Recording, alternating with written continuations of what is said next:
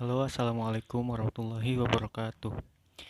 Perkenalkan, nama saya Muhammad Salim Alwan.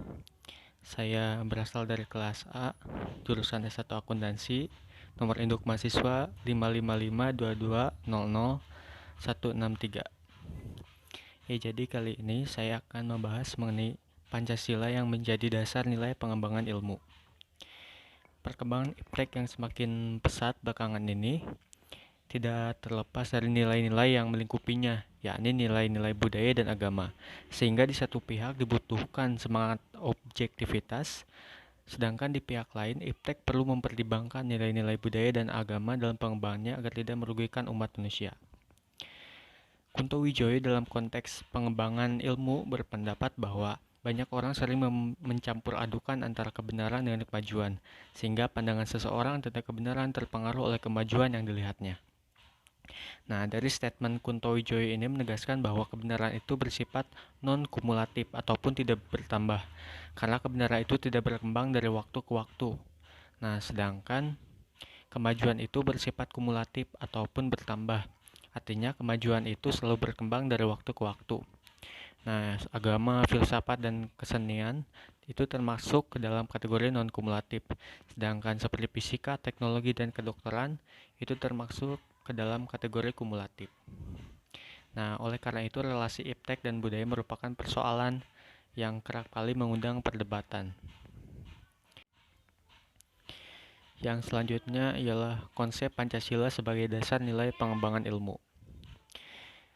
Nah, kemajuan ilmu pengetahuan dan teknologi harus didasari oleh nilai-nilai Pancasila sebagai dasar nilai pengembangan ilmu. Kenapa? Karena hal ini mengacu pada 4 buah pemahaman. Yang pertama ialah bahwa setiap ilmu pengetahuan dan teknologi ataupun iptek yang dikembangkan di Indonesia haruslah tidak bertentangan dengan nilai-nilai yang terkandung dalam Pancasila dan Undang-Undang Dasar 1945. Dan yang kedua, bahwa setiap iptek yang dikembangkan di Indonesia haruslah menyertakan nilai-nilai Pancasila sebagai faktor internal pengembangan iptek itu sendiri. Yang ketiga, bahwa nilai-nilai Pancasila berperan sebagai rambu normatif bagi pengembangan iptek di Indonesia. Artinya mampu mengendalikan iptek agar tidak keluar dari cara berpikir dan cara bertindak bangsa Indonesia. Yang terakhir, yang keempat, bahwa setiap pengembangan iptek harus berakar dari budaya dan ideologi bangsa Indonesia itu sendiri, ataupun yang lebih dikenal dengan istilah indigenasi ilmu ataupun memperbumikan ilmu. Urgensi Pancasila sebagai dasar nilai pengembangan ilmu. Pentingnya Pancasila sebagai dasar pengembangan ilmu dapat ditelusuri ke dalam 4 hal. Yang pertama, pluralitas nilai yang berkembang dalam kehidupan bangsa Indonesia seiring dengan kemajuan iptek yang menimbulkan perubahan dalam cara pandang manusia tentang kehidupan. Hal ini tentunya membutuhkan renungan dan refleksi yang mendalam agar bangsa Indonesia tidak terjerumus dalam penentuan keputusan nilai yang tidak sesuai dengan kepribadian bangsa. Kedua, dampak negatif yang ditimbulkan oleh kemajuan iptek terhadap lingkungan hidup berada dalam titik yang membahayakan kelangsungan hidup bangsa Indonesia pada masa yang akan datang. Nah, oleh karena itu, perlu adanya tuntunan moral bagi para ilmuwan dalam pengembangan iptek di Indonesia. Ketiga, perkembangan iptek yang didominasi oleh negara-negara barat yang cenderung berideologi liberal dapat mengancam nilai-nilai kehidupan bangsa Indonesia seperti gotong royong, musyawarah, dan lain sebagainya.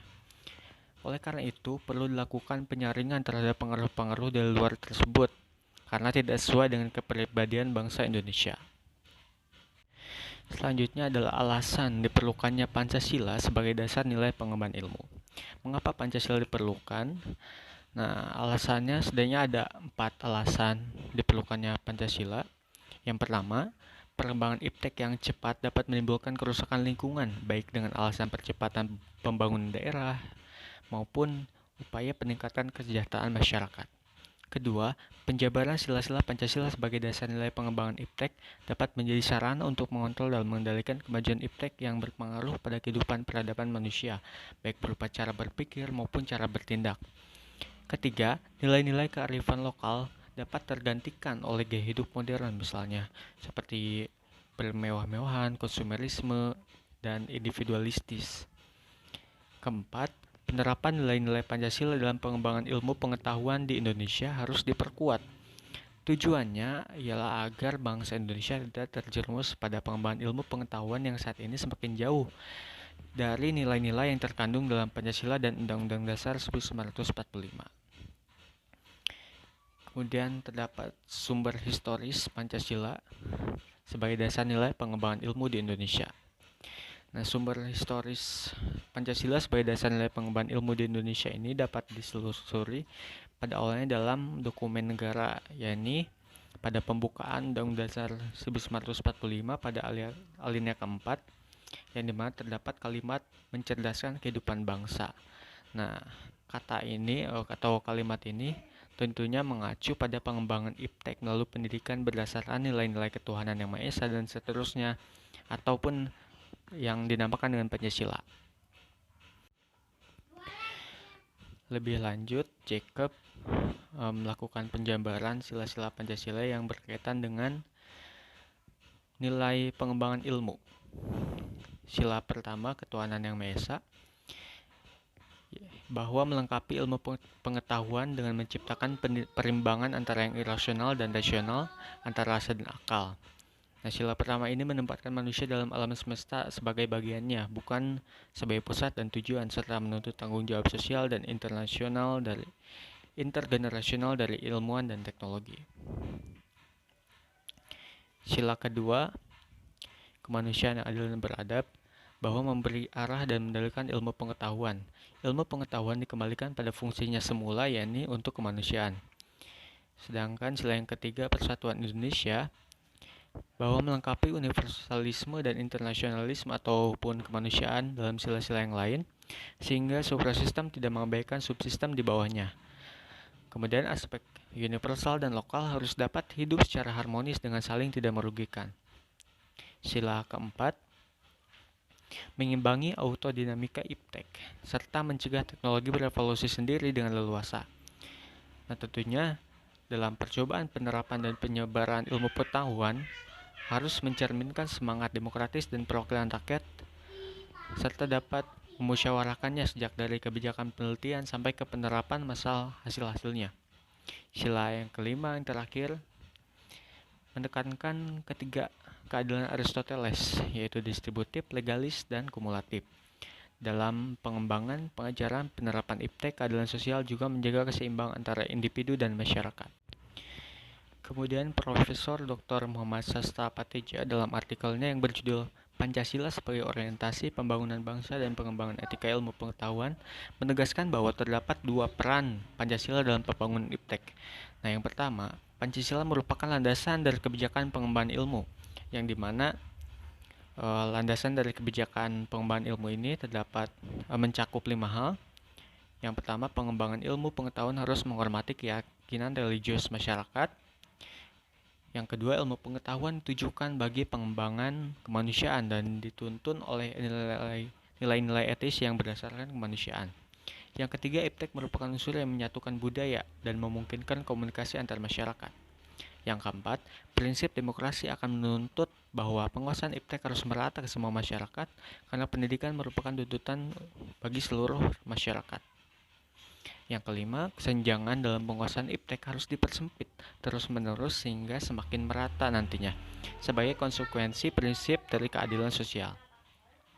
Sedangkan yang kedua ialah Pancasila sebagai landasan etika pengembangan iptek. Nah, ada 5 hal yang mencakup landasan etika pengembangan iptek. Yang pertama, pengembangan iptek terlebih yang menyangkut manusia harusnya selalu menghormati martabat manusia, misalnya dalam rekayasa genetika. Yang kedua, iptek haruslah meningkatkan kualitas hidup manusia baik sekarang maupun untuk masa depan. 3. Pengembangan iptek hendaknya membantu pemekaran komunitas manusia baik lokal maupun global. 4. Iptek harus terbuka untuk masyarakat tentunya, lebih-lebih yang memiliki dampak langsung kepada kondisi hidup masyarakat. Yang kelima, iptek hendaknya membantu penciptaan masyarakat yang semakin lebih adil. Sumber sosiologis Pancasila sebagai dasar nilai pengembangan ilmu di Indonesia. Sumber sosiologis dari pengembangan iptek dapat ditemukan pada sikap masyarakat yang sangat memperhatikan dimensi ketuhanan dan kemanusiaan. Nah, biasanya ketika terjadi penolakan, seperti halnya pembangunan fasilitas teknologi seperti pembangkit listrik tenaga nuklir. Nah, hal-hal seperti itu, pembangunan seperti itu seringkali tidak melibatkan peran serta masyarakat sekitar. Padahal apabila terjadi dampak negatif berupa kerusakan fasilitas tersebut, maka masyarakat yang akan terkena langsung dampaknya. Masyarakat sebagai social control atau yang mengontrol, bisa juga sebagai control of change, yang mengontrol perubahan, tentunya harus mampu menyadari kemungkinan buruk yang terjadi balik pengembangan iptek. Selanjutnya, sumber politis Pancasila sebagai dasar nilai pengembangan ilmu di Indonesia. Sumber politis Pancasila sebagai dasar nilai pengembangan ilmu di Indonesia dapat ditemui dalam berbagai kebijakan para pemimpin negara yang dibagi dalam Orde Lama, Orde Baru, dan Orde Reformasi. Yang pertama yang akan kita bahas adalah Orde Lama. Salah satu dokumen pada masa Orde Lama yang meletakkan Pancasila sebagai dasar nilai pengembangan atau orientasi ilmu antara lain dapat dilihat dari pidato Soekarno ketika menerima gelar Dr. Honoris Causa di UGM pada tanggal 19 September 1951. Nah, pada masa Orde Lama ini, Pancasila sebagai dasar nilai pengembangan ilmu belum secara eksplisit dikemukakan, namun dikaitkan langsung dengan dimensi kemanusiaan dan hubungan antara ilmu dan amal. Yang kedua, pada zaman Orde Baru, Presiden Soeharto pernah menyinggung masalah Pancasila sebagai dasar nilai pengembangan ilmu ketika memberikan sambutan pada Kongres Pengetahuan Nasional ke-4 pada tanggal 18 September 1986 di Jakarta. Meskipun Pancasila diterapkan sebagai satu-satunya asas organisasi politik dan kemasyarakatan, namun penegasan tentang Pancasila sebagai dasar nilai pengembangan ilmu di Indonesia belum diungkapkan secara tegas. Kemudian pada era reformasi, ketika Presiden Susilo Bambang Yudhoyono dalam sambutannya pada acara silaturahmi dengan Akademi Ilmu Pengetahuan Indonesia dan Masyarakat Ilmiah pada tanggal 20 Januari 2010, serta pidato dari Presiden B.J. Habibie pada tanggal 1 Juni 2011 menegaskan bahwa pada era ini sumber politis Pancasila sebagai dasar nilai pengembangan iptek lebih bersifat apologis karena hanya memberikan dorongan pada kaum intelektual untuk menyebarkan nilai-nilai Pancasila secara lebih lanjut. Membangun argumen tentang dinamika dan tantangan Pancasila sebagai dasar nilai pengembangan ilmu. Yang pertama, argumen tentang dinamika Pancasila sebagai dasar nilai pengembangan ilmu. Pancasila sebagai pengembangan ilmu belum dibicarakan secara eksplisit oleh para pemimpin negara tadi sejak Orde Lama sampai Orde Reformasi, melainkan hanya menyinggung masalah pentingnya keterkaitan antara pengembangan ilmu dengan dimensi kemanusiaan atau humanisme. Kajian tentang Pancasila sebagai dasar nilai pengembangan ilmu baru mendapat perhatian yang lebih khusus dan eksplisit oleh para kaum intelektual di beberapa perguruan tinggi. Yang kedua, argumen tentang tantangan Pancasila sebagai dasar nilai pengembangan ilmu. Terdapat beberapa indikator yang berkaitan dengan tantangan terhadap Pancasila menurut Titus dan kawan-kawan sebagai dasar pengembangan iptek di Indonesia. Yang pertama, kapitalisme. Kapitalisme yang menguasai perekonomian dunia. Di sisi lain, mirisnya pengembangan sistem ekonomi Pancasila belum dapat diandalkan untuk menangkal dan menyainginya. Yang kedua, globalisasi yang menyebabkan lemahnya daya saing bangsa Indonesia dalam pengembangan iptek sehingga Indonesia lebih berkedudukan sebagai konsumen dibanding produsen negara lain yang lebih maju ipteknya. Yang ketiga, konsumerisme yang menyebabkan negara ini menjadi pasar bagi produk teknologi. Yang keempat, pragmatisme yang berorientasikan pada tiga ciri yaitu workability atau keberhasilan, satisfaction, kepuasan, dan result ataupun hasil yang mewarnai perilaku kehidupan sebagian besar masyarakat Indonesia. Esensi dan urgensi Pancasila sebagai dasar nilai pengembangan ilmu untuk masa depan. Esensi Pancasila sebagai dasar nilai pengembangan ilmu. Pancasila ini sangatlah berperan dalam menseleksi dampak positif dan negatif dari perkembangan iptek, sehingga manfaat Pancasila yang berkaitan dengan iptek, yakni bertujuan untuk mesejahterakan seluruh masyarakat Indonesia.